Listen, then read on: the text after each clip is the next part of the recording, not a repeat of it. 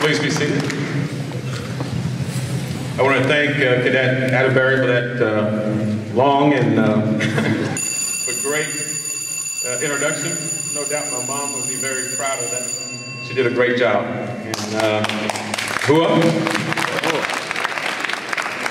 you know, one of my philosophies is always reward good performance and you'll record bad performance. So I'm going to reward this performance because I think it was great. What do you think?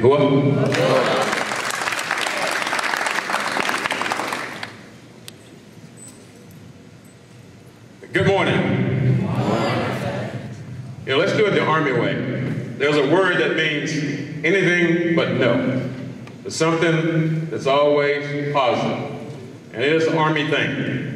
And it's the H word. Heard it a little bit this morning, but you really got to get a smile on my face. You say it the right way. I think y'all know what that word is, right? On the count of three, I guarantee if you walk up to a soldier and you use that word, you would get a great smile on his face. Want to try it? The word is hooah, and it's spelled H-O-O-A-H, exclamation point. Count of three. 1, 2, 3. All right, it works. I am delighted to be here. I am so pleased that Colonel Willis invited me to spend some time with you all today. I'm also delighted to be here in Patriots country. And I want to certainly thank Dr. Jackson for hosting this great event and for her hospitality. I see some familiar folks out there, but I won't mention everybody, but I have to mention Colonel Oliver, just a great friend of mine, most professional of officers that I know, down in Yazoo City. I visited her down there. I've watched her career, and she chose to do what she does because she loves it. She loves giving back and looking out for and nurturing the young people.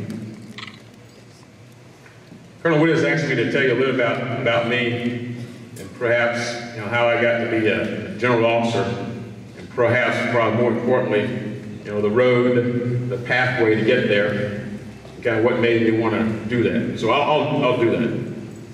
I've been very blessed and been mentioned before that I didn't marry my high school sweetheart. I met her in the 4th grade. Of course, in the 4th grade, I used to just pull up ponytails, She hated me. And then, in our junior year, that's when we started dating. And we have 4 adult children, 2 boys, 2 girls. The Army for 32 years is my way of life. I've only been out of the Army 18 months. So let me just tell you, it is a wonderful way of life. Give you an example of my kids and our family. We're very close. And my oldest daughter was born in Vicksburg, graduated high school in Missouri. You can imagine all the places she went to school in between.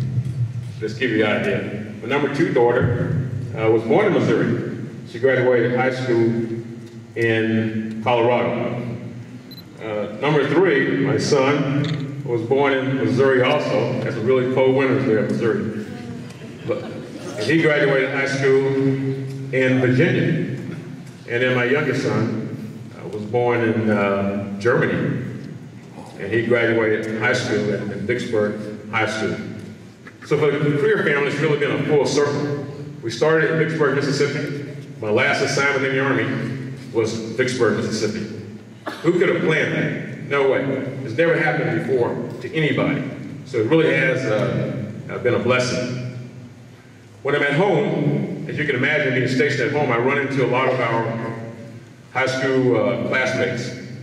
And so we run into them all the time. I'm also was very busy, always going to different functions, never enough time in the day. So we headed to one place, late, running late, where we had that, the fuel gauge was on a quarter of a tank.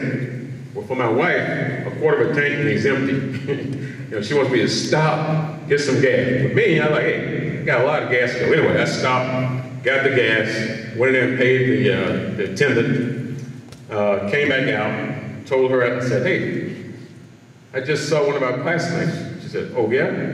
I said, yeah, one of your old boyfriends. I said, yeah, he waited on me.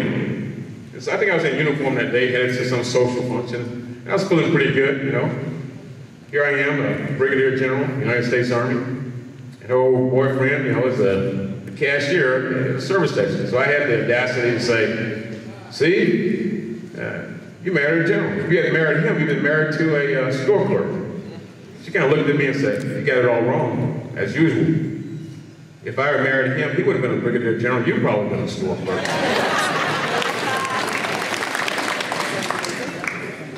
So as you can imagine, I am well-grounded with a great wife, home high school sweetheart, four young adults now, 2 girls, 2 boys.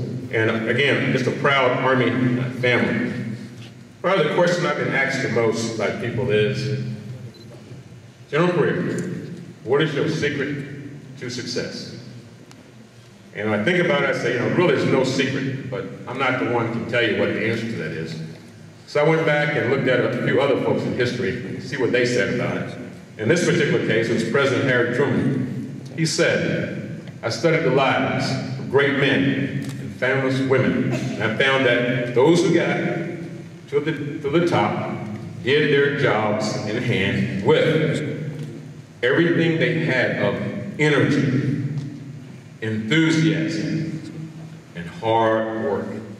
Then I added one more thing to that. It's excellence.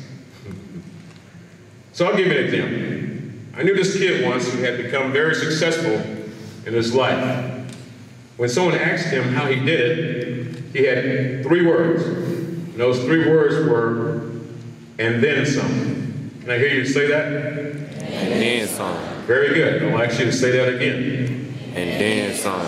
Very good. When asked what he meant, he replied that when he was in school, and his teachers asked him to do something, he did it. There you go.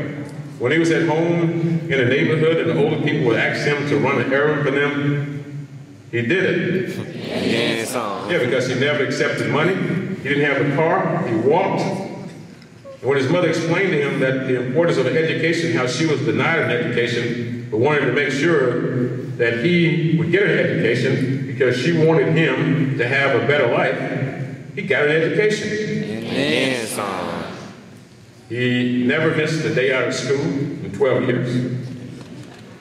He graduated as president of his class with honors, and he received a scholarship to Jackson State University. And then some. Okay, and while at Jackson State University, he went to the ROTC department, and when he graduated, he was the top cadet battalion commander with a regular Army commission. Because again, he did what he was asked to do. It wasn't with last 3 words. And then some. There you got it. There's a secret to success. You've got it. And I'll also tell you that the right environment, one of caring and nurturing community, along with encouragement to dream, okay? Dream big dreams. Don't let anybody stop you from dreaming, because that will lead to your success. When I grew up, I'm sure you talked to your parents, probably grandparents, and some of you looking at, you know, the great-grandparents. I grew up in the segregated Jim Crow South, where blacks were treated differently from whites. We were separate, but we certainly were not equal. Each day as a kid growing up in Vicksburg, I walked to my segregated schools. I shopped in the stores and eaten in cafes, going to the movie theater, to the bus stations, to the doctor's office, all in separated facilities. I drank the water fountains marked colored. I was constantly reminded that blacks were second-class citizens.